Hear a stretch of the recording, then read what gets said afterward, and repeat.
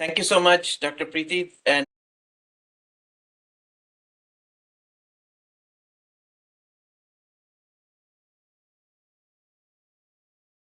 Dr. Komal, and also to Dr. Sumit Gujral for inviting me. Thank you so much for making this possible. I'm going to share my screen and just let me know if it's working. Yes, sir. And then we'll get going. So when you can see my screen, just let me know. Yeah. Perfect. And when I launch my slide, just tell me if you can see the full screen. Yes. Yeah? Okay. Yeah. All right. Thank you so much. So we're going to do a whirlwind tour of granulomatous lung disease. And I'm going to share with you how I approach these lesions. So I'm basically trying to show you what I do when I look at one of these cases in my practice. So granulomas of the lung. I think all of you know that among the benign causes of lung masses, some of the most common, I think by far the most common benign cause of lung masses are granulomas. And among those, the most common are mycobacterial and fungal infections. And then there are relatively less common non-infectious causes of lung granulomas. There's a lot of literature on this. I've cited some of the review articles that you might find helpful in the archives of pathology and lab medicine. You should know what a granuloma is, and I think most people do, but it's worth re-stressing. It's basically a compact collection of epithelioid histiocytes. I remember that when I did this talk in 2021, Dr. Borges said that maybe this is too strict a definition, and I acknowledge that. But this is the definition I use. Compact collection of epithelioid histiocytes. It may or may not be surrounded by lymphocytes, which are the purple dots there. Sometimes you get a multinucleated giant cell or two or many, and that's also an option. But really the key is the epithelioid histiocytes, that they should be compacted together. And of course, you will get sometimes necrosis, which is the yellow area there. So all the other things, the lymphocytes, the giant cells, the necrosis, those are all variable. What's always present is a collection of epithelioid histiocytes. And for me, the most important feature, by far the most important feature, is necrosis. And that's how I start my approach to these lesions. When I see necrosis, I'm thinking by far mycobacterial or fungal infection. And then I have a few more things down that differential line. Usually granulomatosis with polyangiitis or Wegener's is next. Maybe rheumatoid nodule is next down that list. So infection, granulomatosis with polyangiitis, rheumatoid nodule would be my top three for necrotizing granulomas. And when you go down the non-necrotizing granuloma route, sarcoidosis is by far the top of my list. Sarcoidosis, of course, infection, aspiration, berylliosis, many other things come down that route. So necrosis is really the beginning of the algorithm. So let's start with a question to the audience, and maybe the moderators can tell me how the responses are going. So Yes, in terms of the question, it is the type of necrotizing granulomas seen in the lung are I don't know what the question says, most common in, are also seen in blastomycosis? Or is the answer parasitic and viral infections? Or histoplasmosis and non-tubercular mycobacterial infection? Or none of the above? Caseating granulomas are pathognomonic of TB. Maybe I'll give you a few seconds to answer, and the moderators can tell me when I should reveal the correct answer.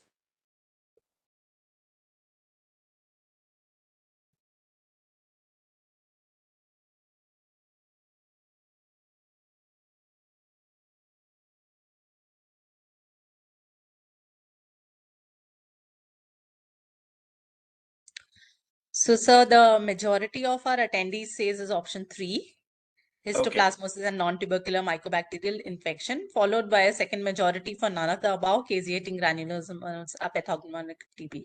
Okay, that's perfect. Actually, and that's the reason I put this question in, is to see whether anybody thinks that caseating granulomas are pathognomonic of TB.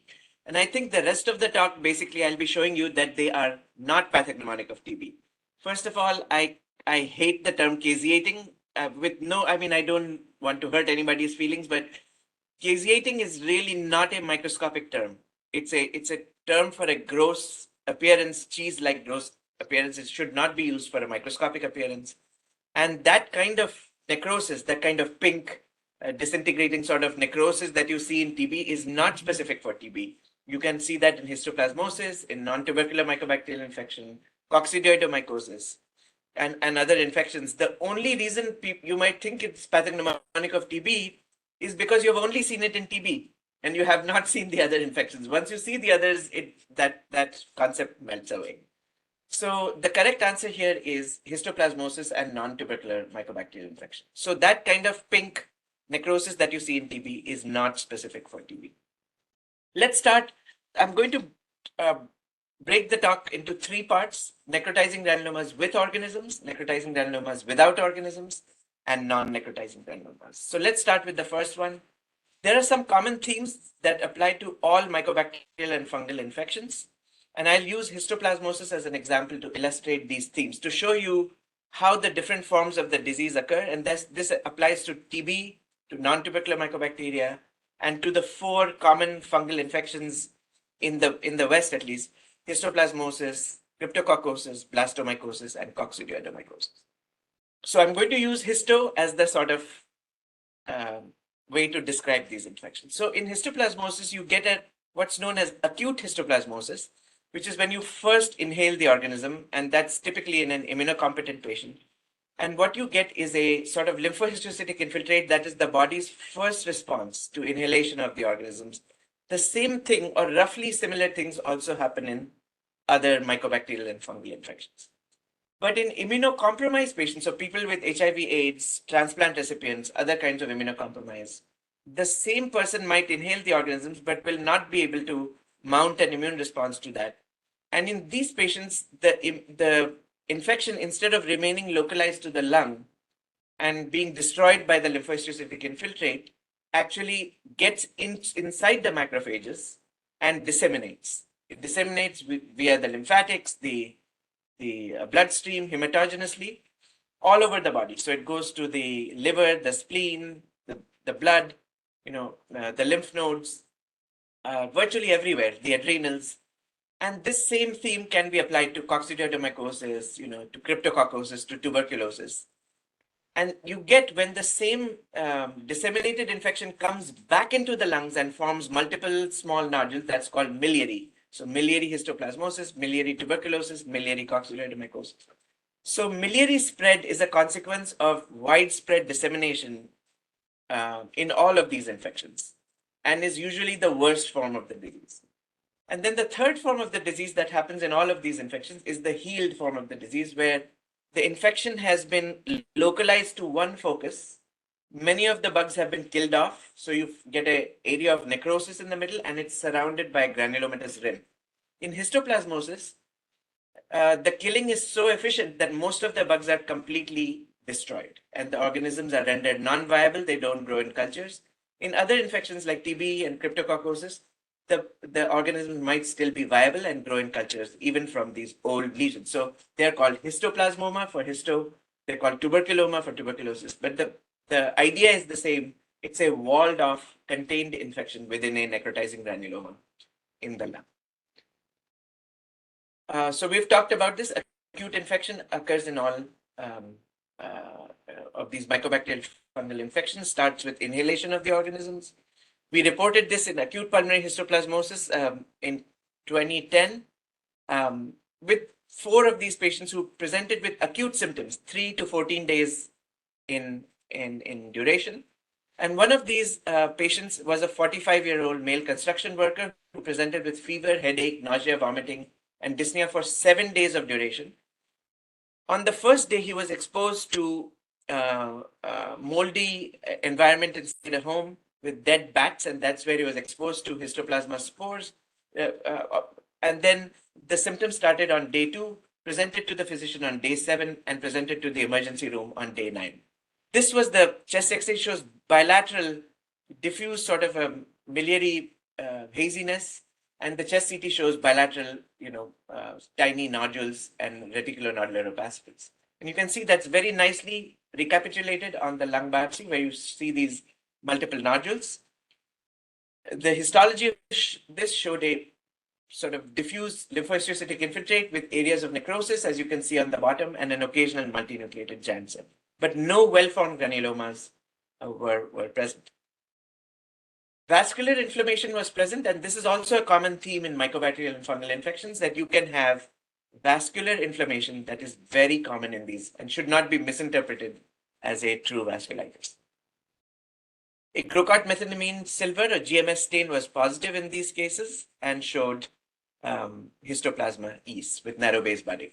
So the diagnosis in that case was acute pulmonary histoplasmosis. The patient was one of 5 construction workers, all of whom came down with a similar illness.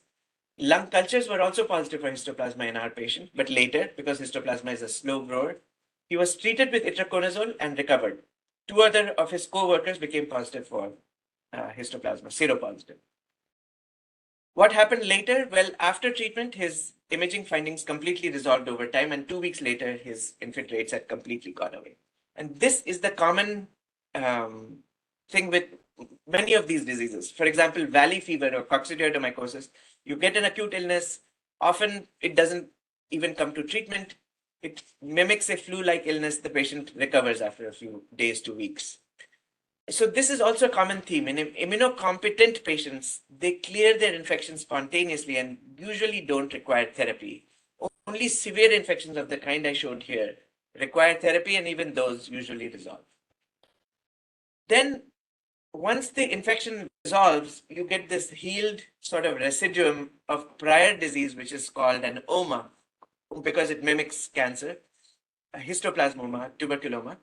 It's usually an incidental finding found on CT scans performed for other reasons. You broke your shoulder, you're having, follow up for breast cancer, and you incidentally note a small lung nodule, and you biopsy that or resect that. In histoplasmomas, cultures are always negative because the organisms are dead. And in fact, the Infectious Disease Society of America recommends that no treatment is required in solitary histoplasmomas in immunocompetent patients. This is what they look like. They are the classic necrotizing granuloma that you see in tuberculosis, but they are also seen in histoplasmosis.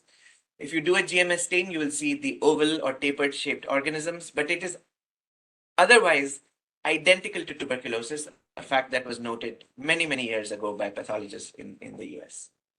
These lesions can also be biopsied, and you will get the classic necrotizing granuloma that you get in TB and other infections. The only way to tell them apart is that on GMS, you see the organisms. One interesting thing about histoplasmomas is that you do not see the organism on H&E within the necrosis or within the histiocytes. So this is very different from disseminated histoplasmosis, where you do see the organisms on H&E. So you don't see it on H&E. You absolutely need a GMS stain to see them. Like I said, histoplasma is non-viable in histoplasmomas, and there are many studies that show this. Sometimes these things are resected because the biopsy was non-diagnostic or for other reasons, and they show the classic features of a lung nodule with central necrosis and a granulomatous rim with variable numbers of Langerhans type or foreign body type giant cells. Again, a GMS stain is diagnostic. You see these oval to tapered yeasts that are uniform in size and occasionally show narrow base budding, like seen here. All right. And then we have our third form of the disease, which is disseminated disease. And in this, the presentation can be primarily pulmonary with miliary disease. Extrapulmonary disease might not always be evident at presentation, and clinicians may not have considered that the diagnosis is histoplasmosis, let alone that is disseminated histoplasmosis. This is the classic form of the disease that you'll get asked about in board examinations, in your other exams, that were described by Darling way back in 1905 in the Panama Canal, where the macrophages are enlarged, they are parasitized by these numerous histoplasma yeasts, and similar things happen in TB and in non-tuberculous mycobacterial infections, also in cryptococcosis. And this is the form that is the most dangerous for the patient, that can be fatal without treatment, that causes lots of problems unless it is promptly treated. So histology is very important here, because histology gives you an answer in 1 or 2 days, whereas cultures take weeks to grow, sometimes 2, 3, 4 weeks. So very important to pick up the organisms in this form of the disease. Traditional diagnosis requires a history of immunosuppression, evidence of disseminated disease, multi-organ involvement, and then cultures or biopsies show histoplasma and you make the diagnosis like that. You can also use the urine antigen or serology for histoplasma, which is not completely sensitive or specific. We published our experience with disseminated histoplasmosis diagnosed in the lung a few years ago. And these are some of the pictures from those cases. Diffuse bilateral infiltrates, ground glass to reticulonodular, and transbronchial biopsies were diagnostic in some cases with GMS positive organisms. Cultures were also positive for histoplasma, but 2 weeks later, so after the biopsy. In some cases, we saw diffuse alveolar damage, and that can happen with disseminated histoplasmosis. You can see on the right-hand side how clear it is to see these organisms. It's very similar to disseminated leishmaniasis, except that leishmaniasis doesn't occur in Ohio or in New York State where these biopsies were taken from, and certainly not in the lung. But again, this was a core needle biopsy, and you can see right on the H&E, you can see these very characteristic histiocytes full of organisms. The pathologic diagnosis was disseminated histoplasmosis in this case, and the clinician said, well, it can't be disseminated because there's no evidence of dissemination. But we assured them this morphology actually predicts dissemination, and indeed, the lung biopsy cultures were positive 10 days later, but the bone marrow biopsy cultures were positive 31 days later, so was proven to be disseminated based on a lung biopsy morphology. Let's move to question number 2. Question number 2 is you find fungal yeast in the lung granuloma. You can see them on H&E. They're small. They have a light gray cell wall. They show narrow base budding, are pleomorphic, that means they have size variation, and are surrounded by halos.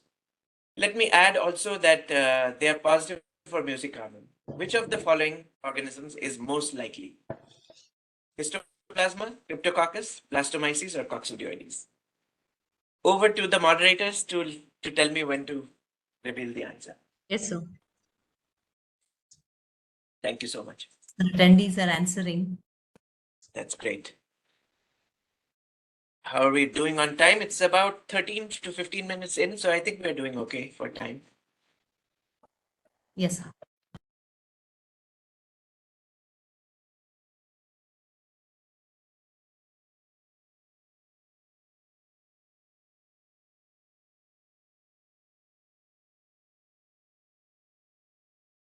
Do we have any guesses from the attendees? So far, unanimously, everyone has gone for option 2. Cryptococcus. We have no other answer apart from that. Very good, very good. And they've got it right. So the two things that here make it Cryptococcus is pleomorphism. That happens in Cryptococcus, but not histoplasma. And then musicarmin, I said, was positive. That happens in Cryptococcus, but not histoplasma. The other ones don't really fit the description. Blasto and cocci are larger, don't show narrow base budding. So yes, you guys are very good. Well done. The answer here is Cryptococcus. So Cryptococcus looks like this. This is a cryptococcoma or a solitary lung nodule with Cryptococcus organisms. And you can see they are small yeast, very similar to histoplasma in some ways, but they are musicarmin positive. You can see the musicarmin on the below right-hand side. I've shown you examples of a PAP stain for those of you that do cytology, and also a DiffQuick for, again, those of you who do cytology to show you what it looks like on those stains. And you can see the narrow base budding in the left-hand side circle. And on the right-hand side circles, you can see the size variation. So very small yeast and very big yeast. The one is musicarmin positive. So you can see that size variation is very helpful in making this diagnosis. Let me show you some histology and radiology. So in this case, there were bilateral lung masses. You can see musicarmin positivity, but on the H&E, these organisms are faintly stained, but clearly seen. So you can see them usually within a space or surrounded by a halo.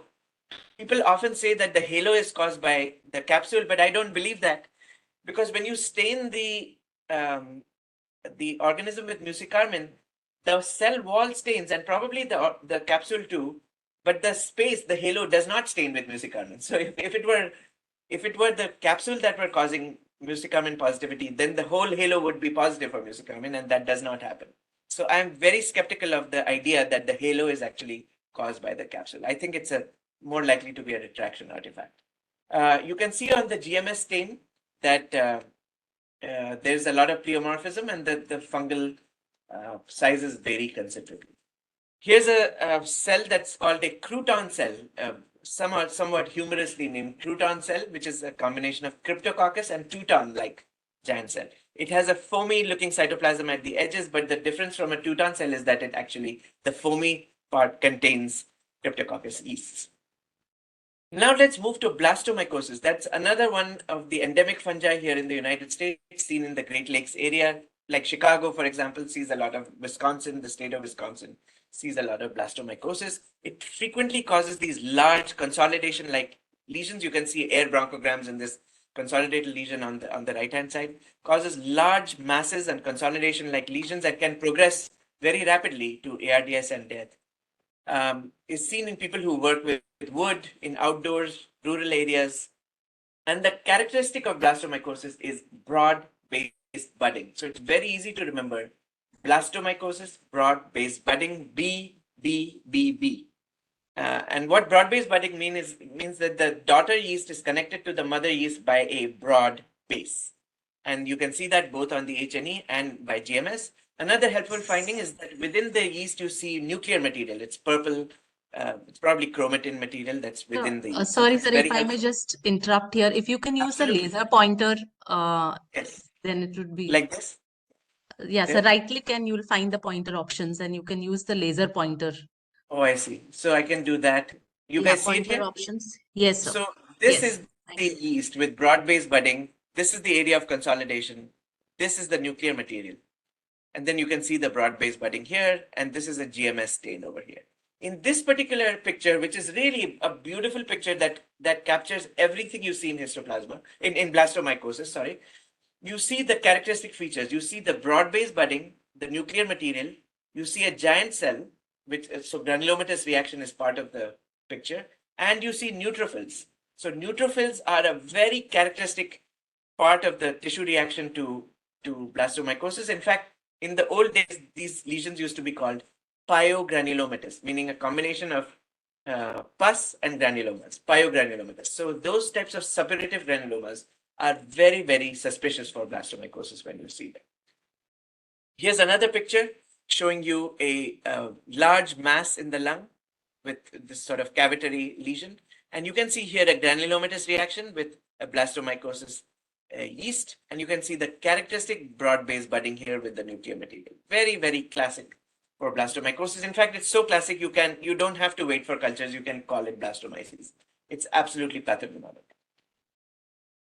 Now let's move to coccidioides. So coccidioides is endemic in the southwest of the United States. So Southern California, New Mexico, Utah, Western Texas, and also the northern part of Mexico is endemic for coccidioides. Lots of people get it there, same as tuberculosis in India or histoplasmosis in Ohio. Lots of people get coccidioides just by living in Arizona and Southern California. And those coccidioides lesions also sometimes form masses, lung masses. You can see the lesion being biopsied with a CT-guided core needle biopsy with a lot of necrosis on the core. And within that, you see a typical coccidioides spherule. The spherule is filled with smaller yeast-like forms, which are called endospores. And here, in a case of disseminated coccidioidomycosis, you see both empty spherules and a spherule filled with endospores. Again, this lesion in a person from an endemic area in a lung lesion is virtually diagnostic or pathognomonic of coccidioides. So just to recap all our fungal organisms, here's a GMS on a histoplasma case, small yeast, very uniform, narrow base budding. Here's Cryptococcus, also small yeast, but with a lot of pleomorphism, narrow base budding, lot of size variation. Here is blastomycosis, and you can see the characteristic broad-based budding, and organisms are much larger. And here's coccidioides with the typical endospore-filled spherules and also empty spherules next to them. So I hope you can see the difference between these four organisms. I'd now like to shift gears and show you an example of the fact that necrotizing granulomas can be very close mimics, very close, of lung cancer. I'd like to show you this example. This is a spiculated nodule, lung nodule in a patient with emphysema, very heavy smoker, elderly patient. There's tethering of the lesion to the pleura. And clinically, this was thought to be very suspicious for lung cancer. The patient had a history of bladder cancer, a prior lobectomy for lung adenocarcinoma, and also liver adenocarcinoma, and had a growing right upper lobe nodule that was detected on follow-up CTs for the prior lung cancer. It grew from 3 millimeters to 1.8 centimeters over a period of 18 months and was PET positive with an SUV of 3.3. So plugging it into our risk of lung cancer calculator, this gets a very high score because of the age of the patient, the pack years of smoking, former smoker, emphysema, PET avidity, upper lobe lesions. So by all clinical measures and radiologic measures, this is highly suspicious for lung cancer. But is it lung cancer? Well, the thoracic surgeon said it's concerning for malignancy. The radiologist said it's concerning for primary lung cancer. And a expert thoracic radiologist here at Cleveland Clinic said it's for sure malignant. Well, it is not malignant. This is a necrotizing granuloma. You can see the central necrosis on the left-hand side picture right here. And on the right-hand side, you can see that this is full of fungal hyphae with a morphology that is quite suspicious for aspergillus. So narrow angle branching, dichotomous branching, septate hyphae. And this did indeed prove to be aspergillus by cultures or PCR, I forget which one. This and similar cases led us to publish our experience with cases of aspergillosis that were neither cavitary nor aspergillomas nor invasive pulmonary aspergillosis, but a special form of aspergillus that forms solid lung nodules. Solid lung nodules in the upper lobes of smokers with emphysema is a very distinctive syndrome that is called the solid variant of chronic necrotizing aspergillosis. Is a very, very good mimic of lung cancer clinically. And it forms these large necrotizing granulomas within which you can find fungal hyphae. The pathologic diagnosis is actually quite easy. And then you can prove that this is aspergillus either by cultures or by PCR. But what is most striking about these patients is the very consistent occurrence in COPD patients in the upper lobes and in heavy smokers. Another very rare cause of necrotizing granulomas in the lung is candida. In fact, most of the time when you get candida in the lung, it's a contaminant. It is not a true cause of disease, but candida pneumonia does occur in immunocompromised patients, for example. And we have seen a case and published that where we had suppurative granulomas similar to blastomycosis. But within that, we had candida. The clinicians did not buy our diagnosis. We had to send it off for PCR, which grew candida. They didn't agree with that. Cultures also grew candida. They didn't agree with that. We sent it again for PCR to a different lab, and that also grew candida. So 3 different ways of proving that this was candida. And then after antifungal therapy, these lesions cleared up completely. So there was a successful treatment of granulomatous infection due to candidiasis. Very, very rare case. And then we'll move on to mycobacterial infection. So I'm not going to talk about this much because you guys you see this day in and day out. What I will just refer you to is this nice paper by our group. The first author was Dipali Jain from AIIMS, where we collated our experience on all the tips and tricks we have learned over the years for finding AFB in necrotizing granulomas. So I would recommend, if you haven't read this paper, please read this paper. You will find it very, very helpful in your daily practice because you see so much mycobacterial infection. So I'm not going to talk much about TB because you guys know about that already. What I'm going to talk about is what can mimic TB. So here is an example of a 68-year-old woman with hemoptysis, a large cavitary mass, and a positive P ANCA. Now with the positive P ANCA, this case was thought to be suspicious for a vasculitis, especially granulomatosis with polyangiitis, or formerly known as Wegener's. And indeed, there was some vascular inflammation, as you can see here. There was also very striking granulomatous inflammation in blood vessels. There was dirty necrosis. There was geographic necrosis, as is often mentioned in Wegener's. So why is this not Wegener's? It looks very much like Wegener's. Well, why it's not Wegener's is because the AFB stain is positive, and you can see here lots of AFB positivity here. Does that mean it's tuberculosis?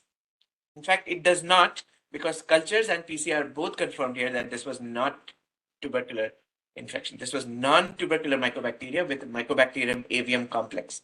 So I would say, especially for an audience that is predominantly in India, that the biggest concept you must get rid of from your head is that if you have a necrotizing granuloma with AFB, that necessarily means tuberculosis. Maybe it mostly means tuberculosis, but not necessarily. Then you will find some cases that will prove to be non-tubercular mycobacteria, especially Mycobacterium avium complex, if you do cultures and PCR. And that's really my take-home message for you, other than the fact that P-ANCA does not prove a vasculitis, and vascular inflammation does not also prove a vasculitis. So always be on the lookout for mycobacterial and fungal infection when you see a necrotizing granuloma. Non-tubercular mycobacterial infections frequently cause granulomas and giant cells in the airways, in the bronchi and bronchioles. They can look very much like TB or like sarcoidosis. They can mimic that histologically. So really, cultures are very, very important here. They can cause lung nodules and granulomatous inflammation that is absolutely identical to TB. There's no way to tell these apart. And that, I think, ends our section on lung granulomas with organisms. So we're going to move on now to lung granulomas without organisms. I'm going to show you quickly some of the main things that you will run into. So what is the menu to think about when you get a necrotizing granuloma, but your bug stains are negative? So first of all, you can get infections where the organisms have been destroyed, and it's still an infectious etiology. But what else to think of? So let's move to question 3. Surgical lung biopsy from a 54-year-old male with bilateral cavitary lung masses shows necrotizing granulomas with dirty necrosis. Which of the following is the most robust evidence that this is granulomatosis with polyangiitis or Wegener's? Is it a positive P-ANCA? Is it granulomas in blood vessels? Is it microabscesses? Or is it a positive C-ANCA? Over to you, moderators. Yes, sir.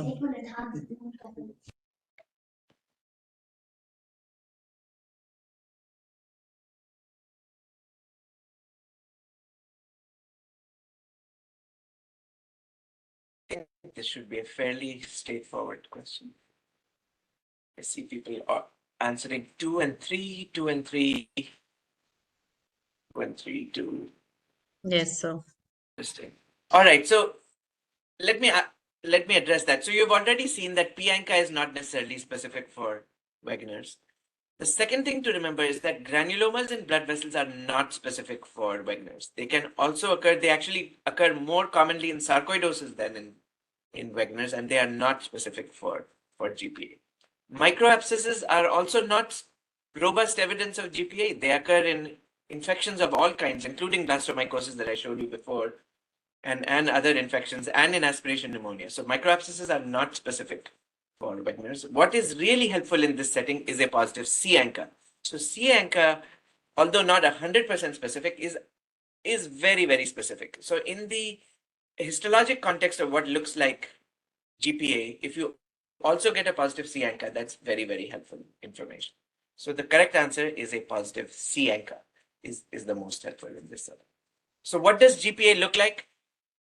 One of the common things is dirty necrosis. So necrosis with a basophilic hue with a lot of karyorectic debris. This is what the necrosis looks like there. Blue or purple instead of the pink stuff that you see often in infections. But infections can also look like this. Remember, C-ANCA more specific than P-ANCA. Another feature of granulomatosis with polyangiitis, which is virtually pathognomonic, not common, very difficult to find, but pathognomonic, is necrotizing vasculitis. And this is vasculitis that destroys a portion of the vessel wall while leaving the others intact. So you can see on the right-hand side, most of the elastic layer is intact, but this part of the vessel is destroyed. This sort of eccentric vasculitis, which is caused by neutrophils and histiocytes, destroying a portion of the vessel wall, very, very characteristic of GPA. And if you can find it, by recuts, by doing stains, it's very helpful to make the diagnosis. Other than this finding, necrotizing vasculitis, no other finding is pathognomonic of GPA, or no, even other combinations of findings, although suspicious, are not pathognomonic of GPA. A similar entity to GPA, but very, very eosinophil rich and occurs mostly in asthmatics, is eGPA, or eosinophilic granulomatosis with polyangiitis. Looks a lot like GPA with necrotizing granulomas and necrotizing vasculitis, but has innumerable eosinophils. So what you have to see is lots of eosinophils. So anytime you see eosinophils anywhere, you should at least be thinking of EGPA in your differential diagnosis, although the full spectrum of findings is very difficult to find in one biopsy. This is one of the rare cases where we were able to see necrotizing vasculitis in EGPA, and again, it destroys the vessel wall eccentrically, and you can see the innumerable number of eosinophils you see in that disease. Let's move to question 4. You see a necrotizing granuloma in a surgical lung biopsy. Although the appearance is suspicious for infection, special stains for microorganisms are negative. Which of the following is true? The negative special stains rule out infection. These findings are diagnostic of GPA. The best diagnosis is necrotizing sarcoid granulomatosis. Results of cultures will be important. Which of these is the best statement? Over to you, moderators. Yes, sir.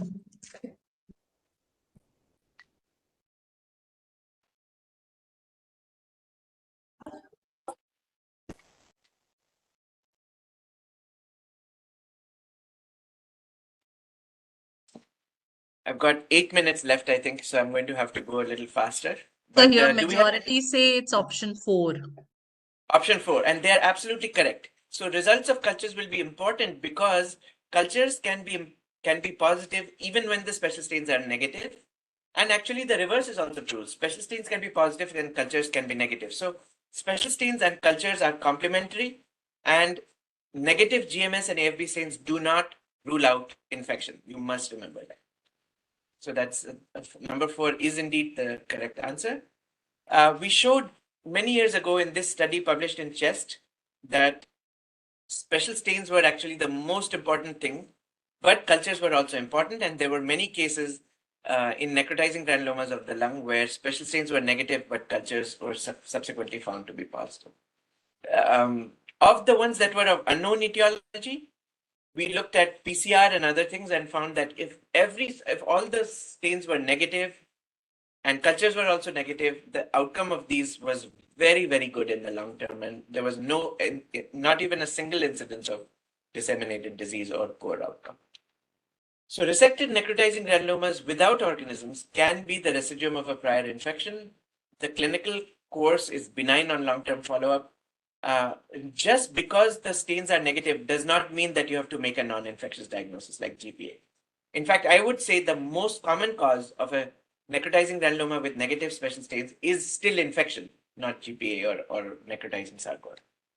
So with that, let's move to lung granulomas part 3, which is non-necrotizing granulomas. And we're going to talk quickly about this because we're running out of time.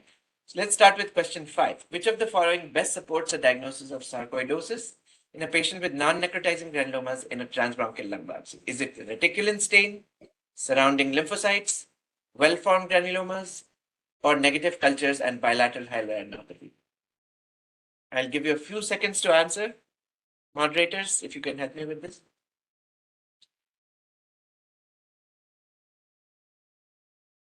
So again, here majority say it's option 4.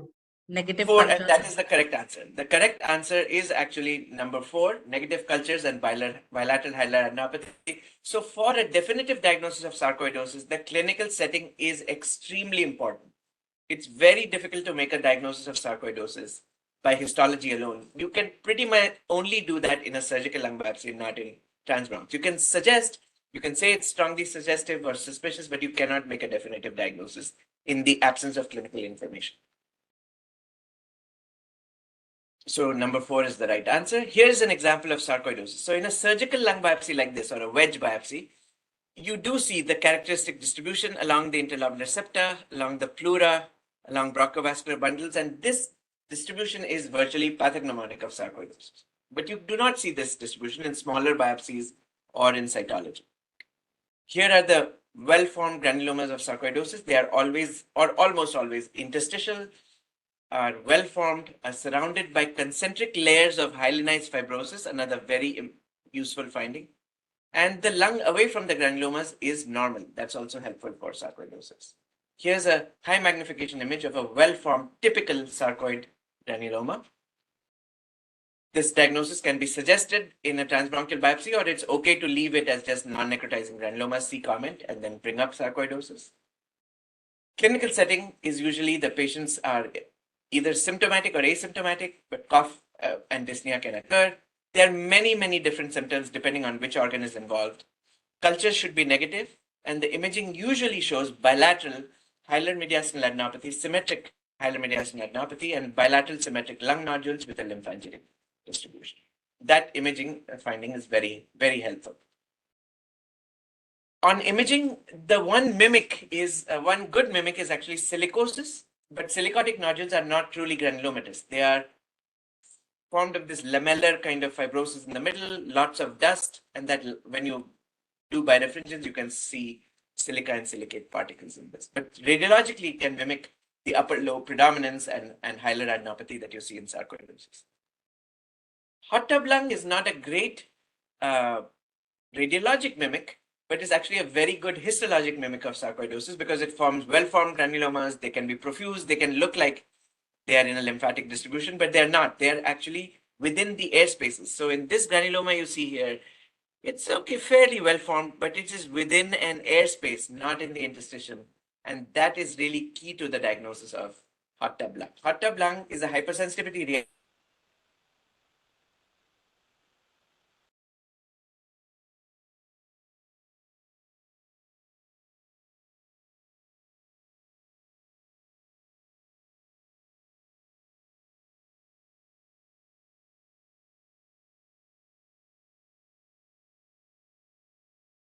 particles, but it's actually very rare in real life. And certainly you do need to ask the patient if they have a, if they work in a beryllium factory, obviously that would be important and can look similar to sarcoidosis, although it does not have the lymphangitic distribution. Very, very rare. Even for us, where we have a beryllium facility nearby, we virtually never see chronic berylliosis in our institution. Hypersensitivity pneumonitis is worth knowing about because this comes up a lot. Hypersensitivity pneumonitis is characterized by bilateral ground glass infiltrates, a 3-density sign, mosaic attenuation, and air trapping on imaging, and diffuse interstitial lymphocytosis with accentuation close to the bronchioles and ill-defined, poorly formed granulomas and occasional multinucleated giant cells. It is related to exposure to organic antigens like birds, most classically, or to sometimes to other things like mold in the home or feather pillows. Farmers also get hot tub lung. So farmer's lung is hypersensitivity pneumonitis. So farmer's lung is a kind of hypersensitivity pneumonitis. If you see what's the difference between sarcoidosis and hypersensitivity? In sarcoidosis, you get well-formed granulomas. In hypersensitivity, you get an occasional scattered giant cell or a poorly formed granuloma. In sarcoid, lung away from the granuloma is normal. In hypersensitivity, lung away from the granuloma shows interstitial lymphocytosis, which is a very, very helpful feature. Here you see the characteristic giant cell with 2 cholesterol clefts in it. This is very common in hypersensitivity. Here you see the interstitial lymphocytosis. And that's all for hypersensitivity pneumonitis. Now, other thing where you can see granulomas is talc granulomatosis. This is where patients take their oral pills, like, narcotic pills, and then they crush them up and inject them.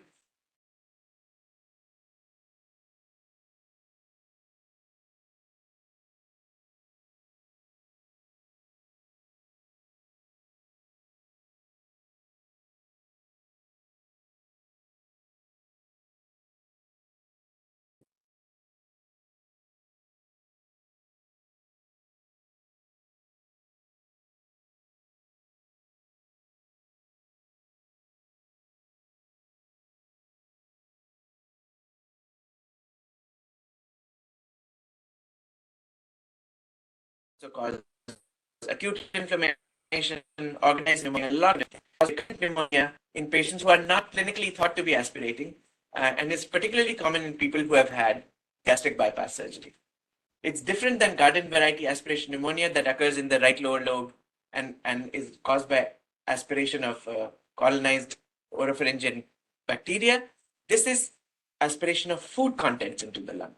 Very different. And so the manifestations are very different, which are shown here. Basically, these are patients with gastric or esophageal disease. Infiltrates or nodules that can occur in any lobe. Swallow studies can be negative.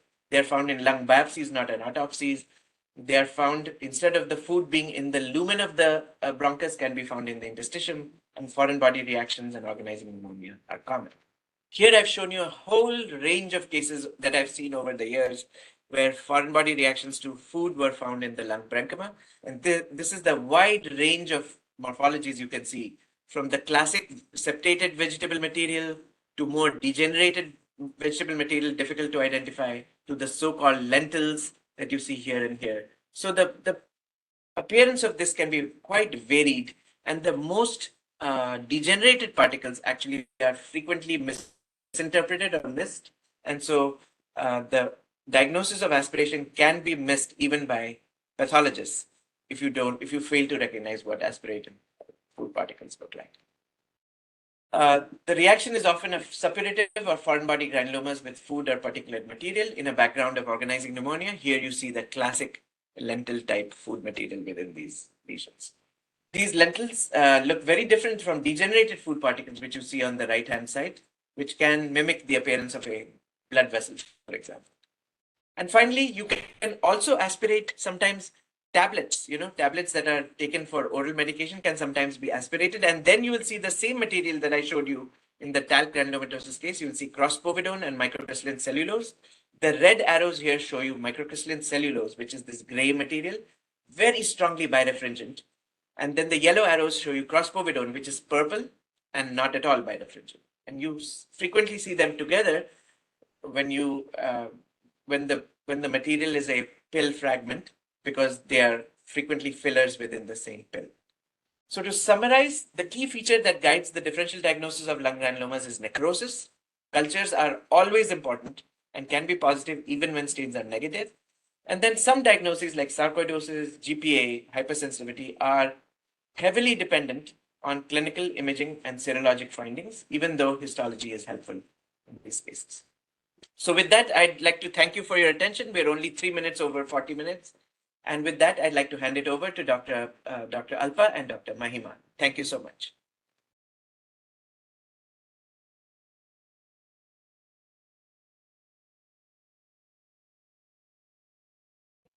Hello? Yes, ma'am. Yeah, am I audible? Yes, ma'am. You can Yes, continue. ma'am. Yeah, this is Dr. Mahima. A very concise and wonderful talk, Dr. Mukhopadhyay. And it's always a pleasure to listen to you. And it just reinforces everything which you do, especially the last line where you said that you need to correlate the radiology and clinical findings, and which is what we end up with many a times when the granuloma, an organism is not seen in a necrotizing granuloma. It ultimately comes down to doing a clinical correlation with everything that we see.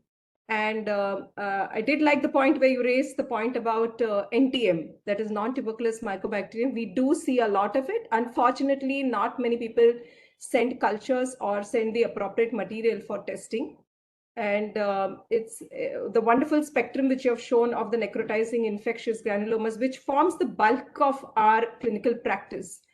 And so the take home I would want the pathologist to take home is that when a sample is sent, when we ask samples to be sent to a biopsy, or we do a biopsy, we always send a formalin sample and a saline sample. And I feel that the saline samples are not enough times sent for fungal cultures. They always send for tuberculous cultures in our country, but not always for fungal and NTM. And these are things that need to be added in the spectrum of investigation. It's always worth keeping a little bit of sample of this saline one, especially if you have a good coordination with your microbiology and the labs are close by, to say that keep some aside, because in case it doesn't come tuberculous positive, this is also an additional thing that we want to run. I understand that costs can be there in running the cultures, all the cultures in all the time, but it is worth doing that, to have an additional sample doing that, because we have often got positive culture yields after everything being negative over here in the NTM or the fungal cultures. Great points. Those are great points. Actually, I find that that's a problem sometimes even here, that especially when an interventional radiologist is biopsying something with a CT guided needle biopsy, and they're thinking, the main thing they're trying to exclude is malignancy. Often they will stop just at biopsy and no cultures, because they're thinking, I want to save tissue and make sure we have enough for molecular. And I understand that. I understand that malignancy is the main thing and cultures are difficult. But there is a very interesting saying that one of our orthopedic surgeons used to say. I think that's a really good saying. He used to say, biopsy all infections and culture all malignancies. You know, what he was trying to say is that broaden your differential diagnosis.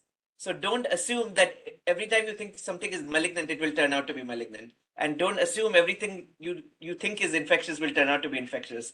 And just keep an open mind and, you know, send for the other modality too. Absolutely, absolutely. And I think we have a lot of crosstalk with our pathologist always that, hey, this is what I think radiology is looking like, and I want you to run this. And the typical, in practice, what I see of a necrotizing granuloma, they'll be always tested for AFB, but GMS and past stains, more often than not, we have to call in and say, I want these stains added in. So I think that should be a protocol that when you see these are 3 stains, which as a clinician for me is something that should be done on the pathology sample. Whereas Right. mostly, can I ask you a question, Dr. Mahima? Yeah. Can I ask you, when you do get fungal infections in India, what do you see the most in granulomatous disease? Do you see the infections that I talked about here? So I see histoplasmosis probably the most, but then I'm working a lot in Tata. So we do get histoplasmosis mimicking tumors, and we pick them up or on their chemo. So histoplasmosis would be there. The other set that I see is cryptococcus. Yes. And so I have my immunocompromised host patients in those spectrum, which is even HIV or even diabetics, I would get cryptococcus.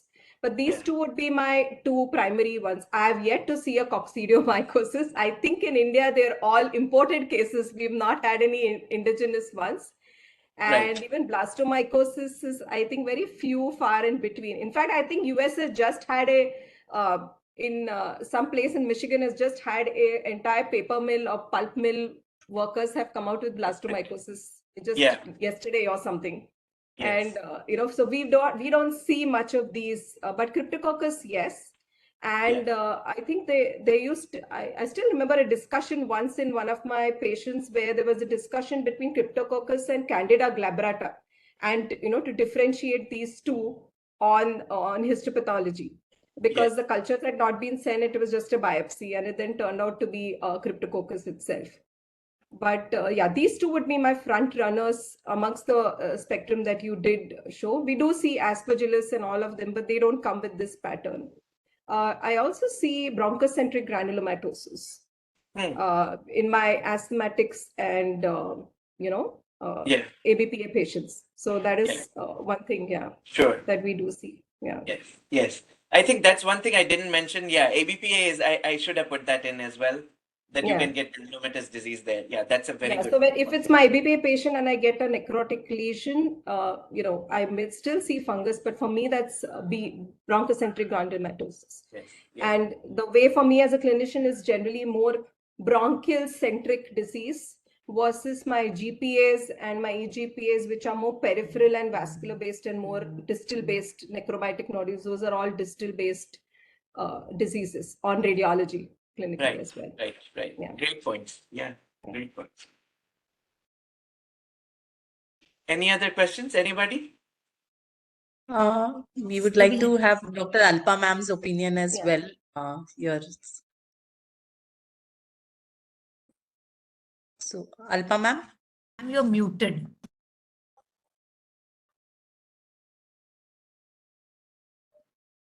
Hi, can you hear me? Yes. Okay.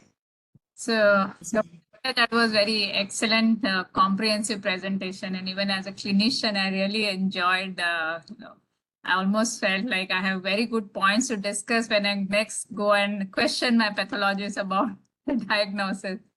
So apart from whatever points Mahima has said, and I fully agree that, asking for the right sample, asking for cultures, that's very important. And I think we need to create this awareness amongst especially our surgical colleagues, so because many times we as pulmonologists get the patient referred who are halfway through their workup, so already biopsy has been done and histopathology has been given. And by the time the patient comes to us, we have lost the opportunity to ask again for the culture. So that is very important. And having a communication between the clinicians, pathologists, and radiologists, I think that's extremely important. And though we know that it should happen, but it really in our busy practices, practically doing that, meeting up with the pathologists and that doesn't happen as often as I would like to. But, very often I still go to my pathologist and just sit with her and try to understand the slides and then try to understand why she's making, particular diagnosis. And that really helps us to understand each other's perspective. See, from a clinician's point, I would like all the pathology students also to know that pathology comes much late in the picture. So once we see the patient, we just find out what the diagnosis could be, what could be multiple comorbidities of the patient, how patient is going to actually, how risky it is for the patient to undergo the invasive test and affordability, because here in India, patients all pay for themselves. And the third question I asked myself that how the pathological diagnosis is going to add to my management or going to change the management. After having done that, I would actually sit and plan as to what all different biopsies we need to take.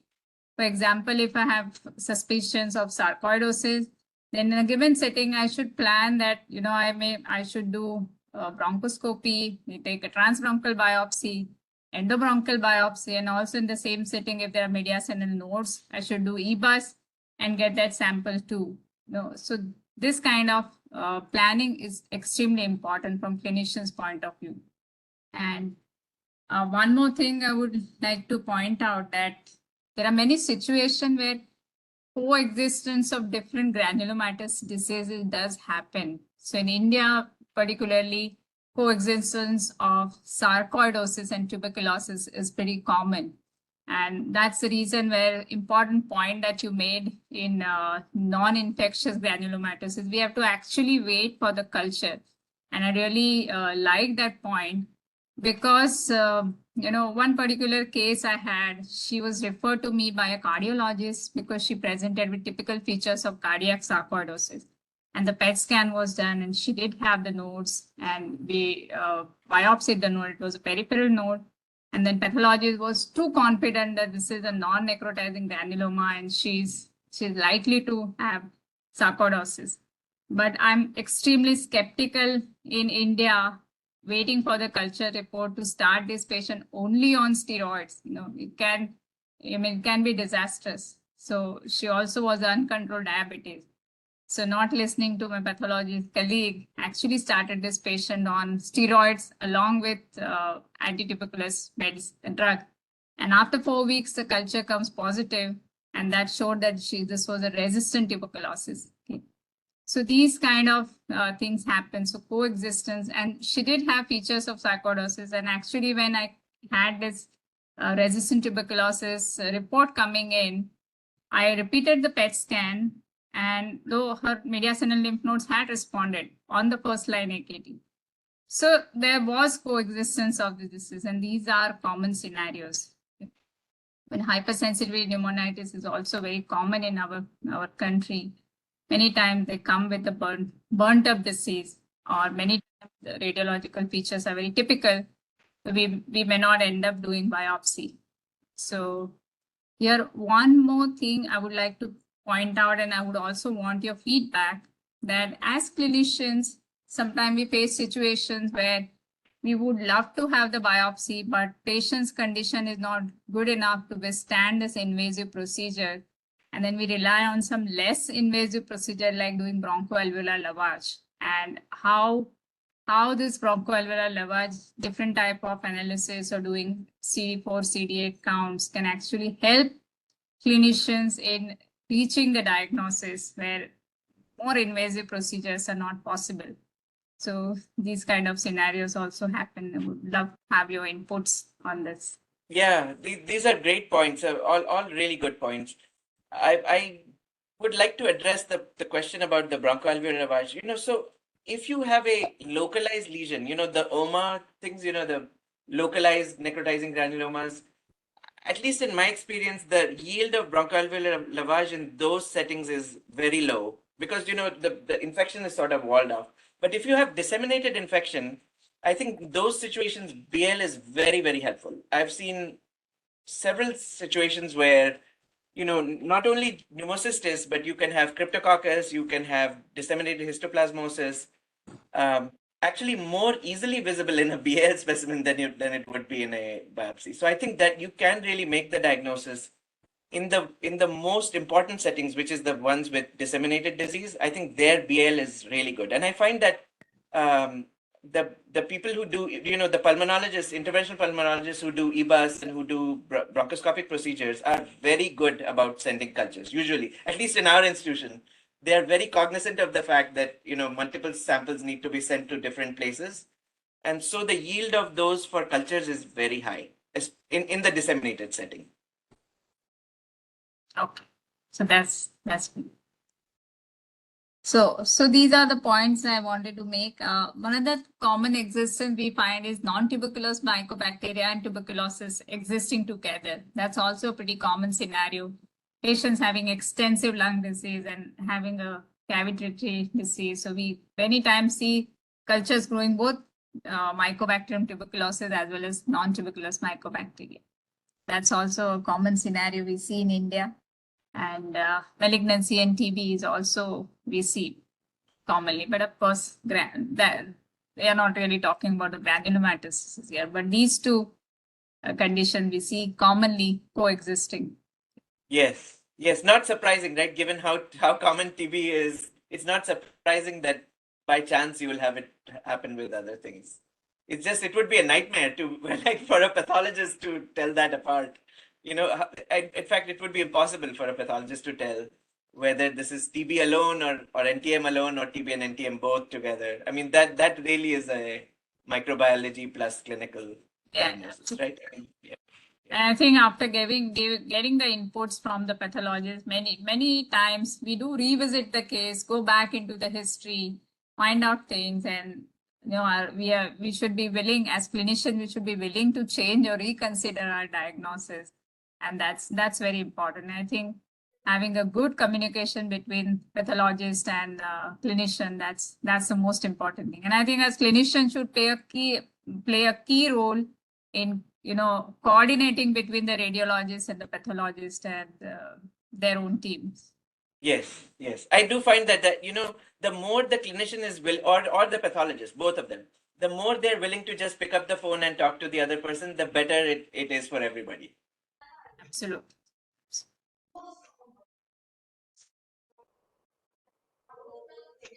So with that, we will really like to thank you for that very lucid talk. We have a few questions, sir. If you can just stop sharing your presentation. Oh, of course, yeah. Yes. Here we go. Sorry about that. Yeah. Komal, you can go ahead with the question. So we have one question from Soumya. How to differentiate organizing phase of pneumonia from DIP? You've asked a good question, but okay, let me just put it like this. So first of all, organizing pneumonia is basically made of fibroblasts, right? Those are plugs of fibroblasts that fill the alveoli. So you see, branching and snaking fibroblast collections that follow the contours of the air spaces. They're frequently clustered around the airways, and actually that's a very good correlation to the imaging where you typically see ground glass opacities or consolidation that is surrounding an airway. You get a sort of air bronchogram in the middle and so forth.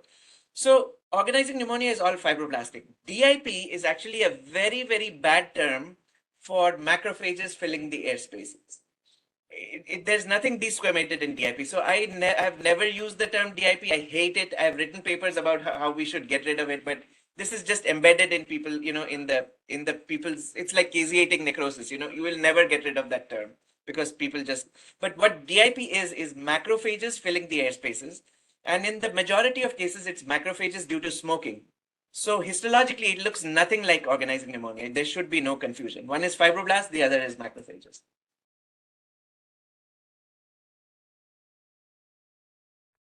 Okay, Any s- other? ma'am, I have a question for Alpa ma'am and Mahima ma'am. This is regarding the bowel fluid. So there is when we do the procedure, even when we do the differential count. So as far as the differential count is concerned, the papers say that if it is more than 5% columnar epithelial cells is generally not representative, the inflammatory pattern. So, like many a times I find in our setup, we get these samples where we find a lot of these columnar epithelial cells. So what exactly is the technical issue there? And do we, what kind of feedback we can give to our clinicians, and, how do they tackle this? Shall I take that, Alpa? Yeah. Okay. So when we do BAL, actually you wedge into a segment. And the first, we put alicos. So we put alicos of 20 ml each time. So the first alico which you put in, you are not supposed to take for a BAL cellular analysis, because that is going to give you a airway cells. What you want to do is an alveolar lavage. So the Right. first alico we actually remove and take, and we put it for infection. Okay, because anything Okay. which has come forward would be there. And from the second alico onwards is where, and you don't come out of that segment. From the second alico one is the one you start taking for a bowel lavage. So more often, either the person is changing multiple segments, because a bowel proper means a wedged in. Anything else is a bronchial washings. So bowel is where we sit in a segment, identify it on the CT, and we put about 100 to 150 ml of saline in. But the first alico should never be contributed in, should be taken out. We take it out actually for all our PCR-based testing, because pneumocystis and all we can get better in our cellular, they're intracellular. So we'll see them better in the complete cellular analysis when we do. And we remove this first sample for all infections. So you probably have either someone not wedging or going to multiple lobes and collecting more airway cells, or not following this thing of removing the first alico. Okay. And ma'am, anticoagulant of how do you transport your samples, the bowel fluid samples, So, or what is the yeah, preferred? so the bile fluid has to be analyzed very fast. So it has to go immediately from your lab to the pathologist, and it has to go through the cytospin. The cell pellet has to be collected, and then that is used for analysis. If you're going to make it sit, you're going to lose your material which you have.